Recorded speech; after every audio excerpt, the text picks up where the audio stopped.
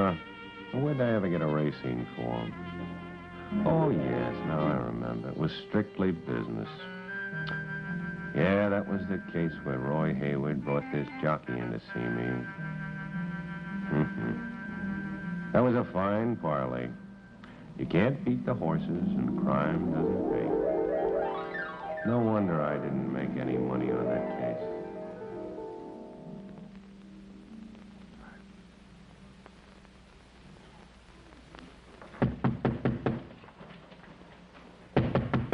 Come in.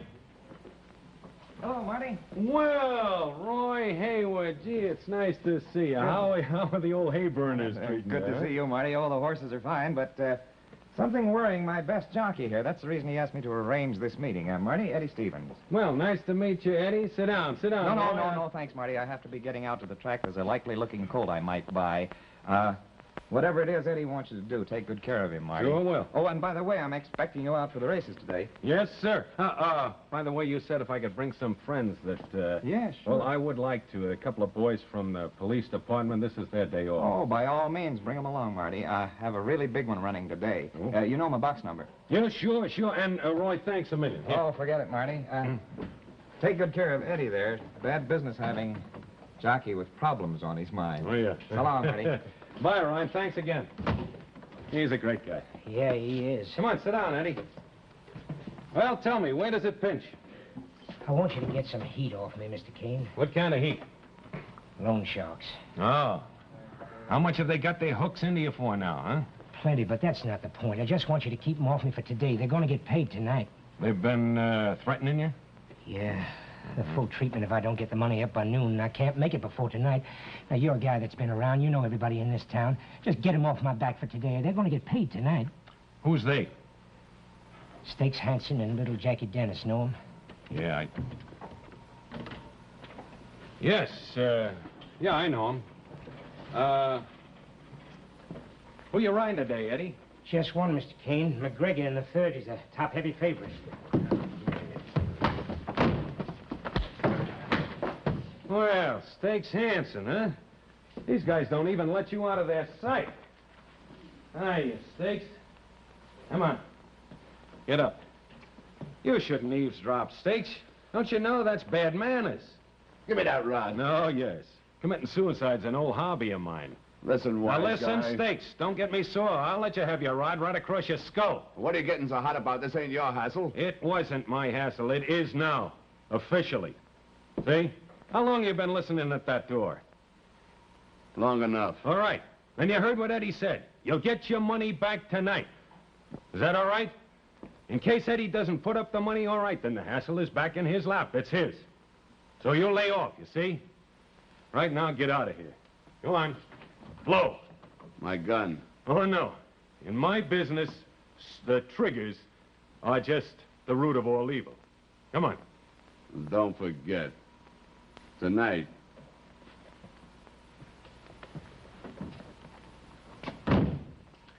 Well, Eddie, looks like the vice president of the Gorilla National Bank has granted you an extension on your loan. So the only ride you're going to have to worry about is the ride you're making on McGregor this afternoon. Good luck. Thanks, Mr. Kane.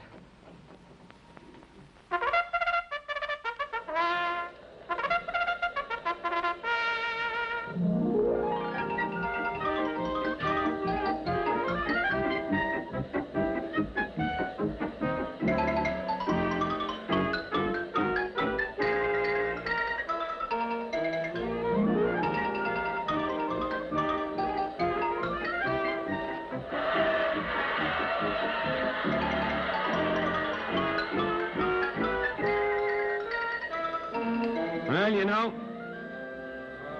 I think they fed that goat sleeping pills instead of oats this morning.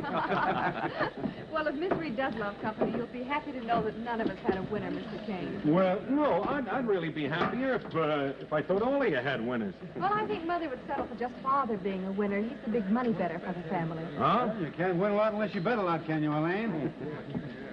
And it's much less worry when it's borrowed money, isn't it, dear? Don't worry. Yeah, you'll get it back. This your first time at the track, Mr. Kane? Well, no, of course I don't come out here often, but when I do, I must admit I lose. Well, this is my first time. My line is books, not bookmakers. Is that right? Say, can I borrow a match? Oh, sure, here they are. See, I run a small bookshop. As a matter of fact, Eddie Stevens invited me out here today. He's a good boy, Eddie. Yeah, he certainly is. I've known him since we were kids. I know Fred here, too. He's a good customer of mine. Whenever I get a little time off from training horses for Mr. Hayward, I like to take short trips through English literature. Yeah? Well, who's this? Here I am, Mr. Kane. Well, Sorry to be late. Sergeant, where's the captain? Oh, he'll be along, sir. I hope he doesn't wait too long. Half the day's gone already. Yeah. This is our host, Roy Hayward. This is Sergeant Ross of the New York City Police. Well, I'm glad you could make it, sir. Thank glad you. could make it. I'd like to have you meet my brother and his wife. This is Mr. Jack Hayward. How do you do? Mrs. Hayward. How do you do? Their daughter, Miss Elaine Hayward. Pardon me. Mr. Harry Cook. How do you do? Cook. And Fred Walker, my trainer. How do you do? Hello. Well, I better get down to our jockey. I think this is our race That's coming right, up. Fred. Yes. Sit down here, Fred. Excuse Oh, me. thank you. Oh, golly, this is exciting. Well, what's the name of your horse in this race, Mr. Hayward? McGregor. Oh, Say, Roy, you know, I never thought of it before, McGregor. Do you think it'd help boot him home if we set out for a set of bagpipes?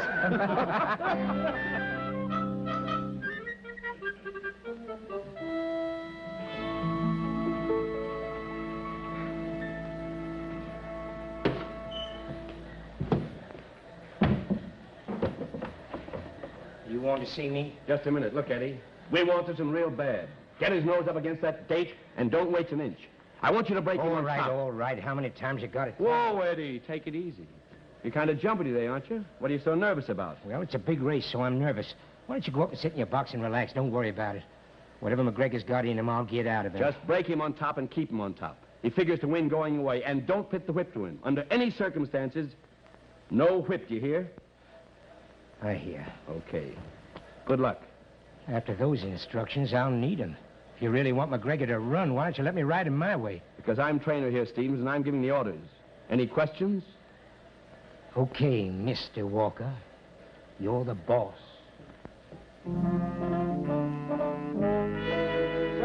well, quite the favorite, McGregor, from my observation of this scratch sheet. Scratch sheet. Ridiculous terminology. Well, horse players have a language all their own. Yep, you know who seems to understand it least of all? Lady Luck.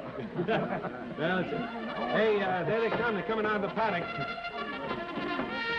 And these are the horses for the third race. That's McGregor. Isn't he beautiful, Sergeant? Oh, my. Yes, Mr. Sergeant. Oh, thank you. Oh, he's what I'd call a perfect specimen of the equine thoroughbred. I've been very anxious to meet you, Mr. Kane. Oh, really? Well, thank you. I hope it's not because a nice lady like you has an unsolved murder kicking around the house loose. Of course not. It's mostly because I am interested in preventing crime. Oh?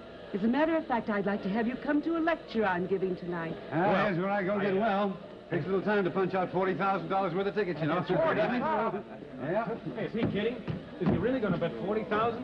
Jack doesn't consider it a bet, Mr. Kane. In the first place, McGregor is such a favorite, he considers it an investment. In the second place, if he loses, he's losing my money. Oh, well, let's take a look. Yeah, McGregor's really the favorite, all right. You know, by the time he gets that 40,000 into the machines, McGregor will end up about 1-4.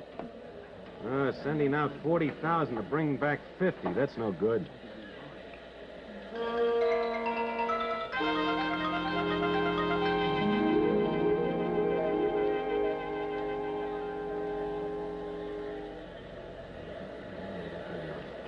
There go the changes.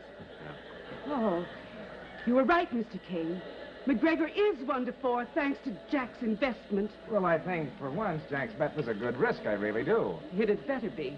Well, why? You know perfectly well why. I lent him that 40,000. I'd like to get it back. No, don't worry, dear. You'll get it back. Only way that horse can lose is if the jockey turns him the wrong way. I don't think Eddie's going to try any monkey business. He better not. I'll murder him if he does. Boy, what a mob out there. Well, Mr. Cook, did you pick us out a good one? Well, I did make a small wager, yes, but I've been told it's hard luck to talk. Oh, first day at the track, and already he knows all the rules. Whoops. Oh, I'll get it. I'm terribly sorry. Hey. What's this? You, just keep this around for a quick manicure? I suppose it does seem a little incongruous, my having that in my purse, but... Doesn't even seem incongruous. It seems very interesting. Yes, Mr. Kane. And it should be particularly interesting to you. Yeah. I'll explain after the race. They're all practically in. The horses are at the post. Come on, McGregor. Good old McGregor. And they're off. And that's Majority taking the lead, followed by Pamela Ace, Gabby Jones, Swanson, and McGregor. Majority from the number 5 post on top, down the stretch. Majority with McGregor moving up. Swanson, Pamela, and Gabby Jones. And now as they take the turn, it's Majority on top. McGregor, the favorite, is moving up on the outside. Pamela Jones, Swanson, and Gabby Jones. And now McGregor is taking the lead in the backstretch. It's McGregor by a length. Majority, Pamela Ace. McGregor opening a gap of 2 lengths in the backstretch. Now they're making the turn for home. It's McGregor on top. Pamela Ace has come on to be second. Swanson is third. Into the home stretch they come. It is McGregor. Pamela Ace coming on with Swanson. McGregor is still on top, but Pamela Ace is overtaking him. It's Pamela Ace taking the lead. Pamela Ace with Swanson coming on, and McGregor third.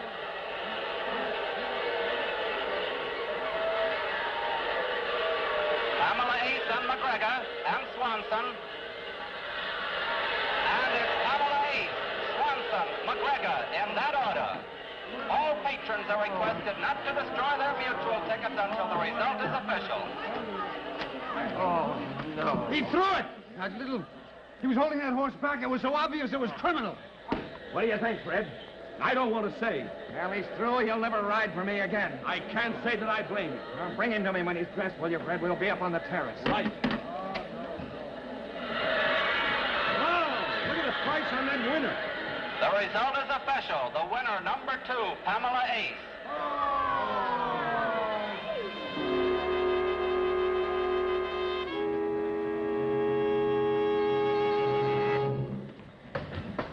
Hey, Stevens.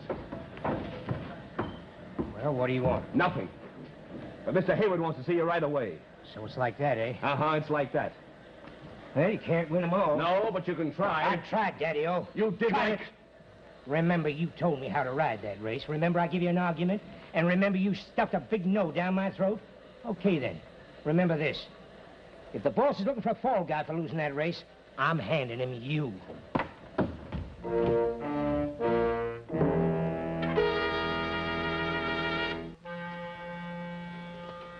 I'm telling you, Eddie, now that the others have gone down to place their bet, I'm telling you, you're all through. You'll never ride for me again. Okay, if that's the way you want it. But before I go, there's something I got to tell you about the handling of that race. Nothing to tell. You deliberately pulled that horse, you dirty little crook. That's what you say, and saying ain't enough. You got to prove it. And personally, I don't think you could prove anything except that you're a phony living off your wife's dough. Cut it out. Now, take it easy, Jack. Take it easy. Take it easy. I can see how easy you take it after losing $40,000 on a crooked jockey. Hold it. And these are the horses for the 5th race. I still got to tell you about the handling of that race. But there's a beetle in this next one that I like, and I want to get a bet down. So I'm going down, and then I'm coming right back and pick it up where I left off. All right, Eddie. Suit yourself.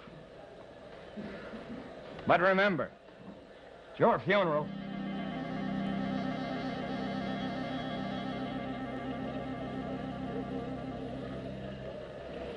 All right, now, quit shuffling there. One line, please. One line.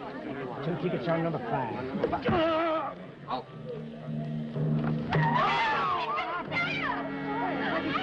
Eddie Stevens, the jockey. This guy's dead. Eddie Stevens stabbed to death. Please let me out of here. Is he dead? Here, what's your action in this thing, Stakes? Nothing, you hear me? Nothing. Let go, will you? Listen, fill me in now. Come on. There ain't nothing to fill in. We're just keeping an eye on him, that's all. Did you shove that chip in his back? You don't think we'd kill a guy before he got paid off, do you? No, that makes sense. How much was the bite? 22 G's out the window. Whoever knocked Eddie off sure wasn't doing us no favor. That you can believe. All right, you better get out of here anyhow. Go on, scram. All right, step out of the way, please. Step out of the way. Homicide. Bring it up. Break it up. Come on, step out of the way. All right. Well, how do you like this? I finally managed to get all the way out here, and what do I find? A murder.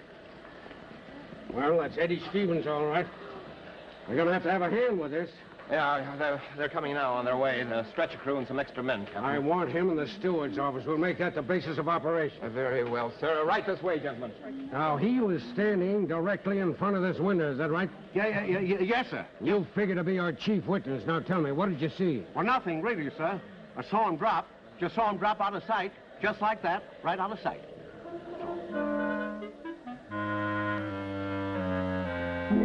Definitely established that the knife that killed Eddie Stevens was the same one that was found in your purse. There's no doubt about it. Well, can you explain how that knife was in your purse? Remember that lecture I mentioned earlier? Yes, I do. I'm speaking before a committee that is trying to get a bill passed to prohibit those weapons. The knife in my purse was to be used as demonstration. I only obtained it this morning. Okay. Can you explain how the knife got out of your purse? I cannot. It either fell out as it did earlier, or someone took it out. Well, if it was any one of us, we'll know soon enough.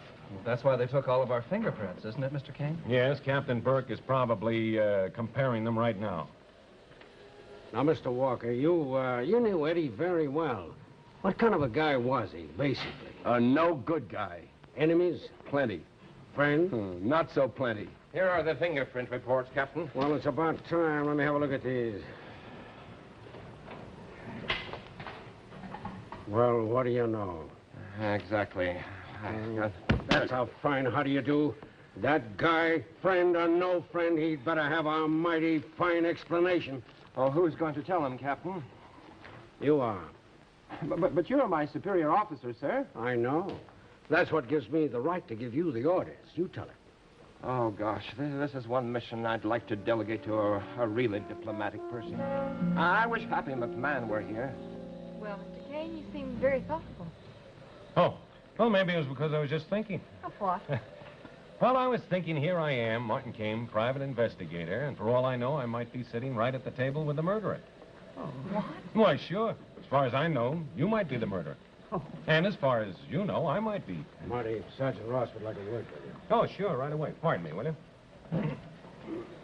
Yeah, what is it, Sergeant? Well, Mr. Kane, you see, it's We this way. got a report on the fingerprints on that jump knife. Oh, fine, fine. Mrs. Hayward's prints are on it. Well, naturally. And then there's one other set, sir. Well, good. Is it one of our group? Yes, Oh, yeah. Precisely. Oh, that's fine. That really narrows it down. And how? Whose were they? Yours, Mr. Kane. Oh, I thought you had something. Naturally, I handled that knife. You did? Why, of course. When? Well, Why? just before the big race. See, Mrs. Hayward dropped it out of her purse. I reached over, picked it up, and gave it back to her. You don't mind if I check on that, do you, No, Kane? she's right over there. Excuse me, Mr. Kane. Are there any new developments? No, not so far. Well, I was just wondering if I might make a telephone call.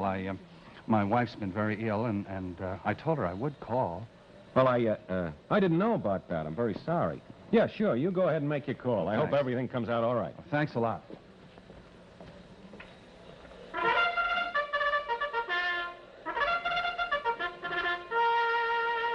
And these are the horses for the 6th race.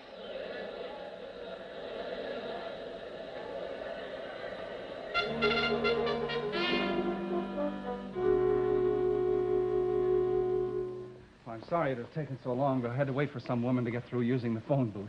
But now, I've simply got to go home, Captain Burke, and I'd like your permission to leave. What's the matter, Cook? Something wrong? Well, yes, my wife. She's been ill, well, as a matter of fact, I just talked to her, and I think she's taken a turn for the worse. Oh, too bad. Go ahead. We'll call you if we need you. Well, thank you very much. All right. Well, I'm sorry. Oh, that's all right, Mr. Cook. Bye, everyone. Bye. Nice to Yeah, meet you. bye. Yes, and I want to thank you, Mr. Killer, for letting us know it was you that killed Eddie Stevens. You're out of your mind. No, I'm not. Do you know what you're saying? All Mr. right, Kane? take it easy. Yes, I do know what I'm saying, and these mutual tickets will bear me out. There are $8,000 worth. That means that $2,000 apiece was bet on every other horse in the McGregor race. Why, Harry never saw $8,000 in one lump in his whole life. Yeah, this batch right here. $2,000 on Pamela to win. That represents $60,000. $60,000. Incredible. Yes, but it's true. You see, Roy, your jockey, Eddie, needed a pile of money, and he needed it quick. Why? Well, he'd gotten in the grasp of some loan sharks. Well, that's see? why he wanted to see you then, huh? That's right. Well, anyway, Eddie was in a spot, and he had to get off of it, so he dreamed himself up a Lulu.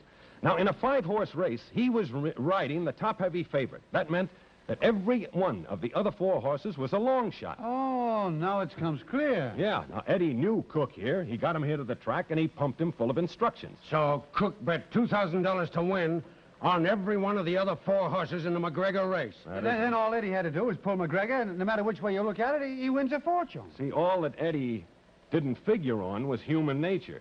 Mr. Harry Cook here stopped running to form. It happens to horses, and it happens to men. I think that he got his idea when he saw that knife fall out of your bag. So it came to him that if Eddie were out of the way, he'd have $60,000 in his kick, and nobody could say that it wasn't his. Yes, and those mutual tickets are as good as cash. So Cook stole the knife out of the purse. He used a handkerchief to protect against fingerprints. And then in the window in front of the ticket window there in the crowd, he slipped the knife right into Eddie's ribs, and that was that. Except for one thing.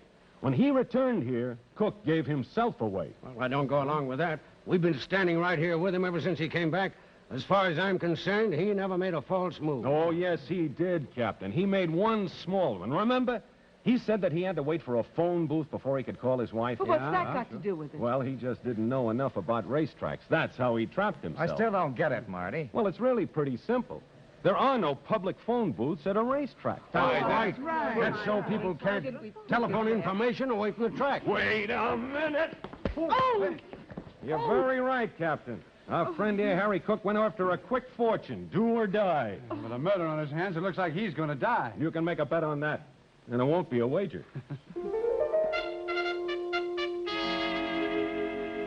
Say, what happened to that Marty? I haven't seen him around here in a couple of days. Oh, he's probably over in his office, relentlessly perusing the annals of scientific criminal research. Well, I missed that guy around here. I think I'll give him a ring. Oh, why don't you?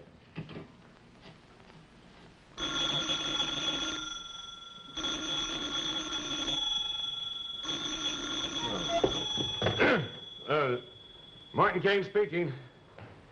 Oh, Hap, is it you? Yeah. Well, what can I do for you? Oh, you just wanted to talk to me. You picked a fine time. You wake me up right in the middle of a nap. No, I was just dreaming about the racetrack, yeah. Well, you won't miss me much anymore. I'm coming right over there. Yeah, I'll be right over. Sure. Well, the way I figure it is, Marty's office is 6 minutes and 22 seconds away from here. In exactly 11 seconds, he should come swinging through that door. Oh, my goodness, Happy. Seems to me you're cutting Mr. Kane's estimated time of arrival rather fine, aren't you? No, Sergeant Ross, my observation of Mr. Kane is that he's a man of unswerving habits. Now, if he says that he's left his office, then he'll be here at a certain time. Well, what did I tell you? What do you have? Hiya, Sergeant. Hello. Hiya, Martin. Say, I'm sorry I so rudely interrupted your dream about the racetrack. No. But did you dream yourself up some winners? No, as a matter of fact, Hap, I'm only going to bet on sure things from now on. Like, for instance, I would like to bet 15 cents on Old Briar to win. And, folks, there's a bet you can make right now. I'll be right here, same time, next week. Good night.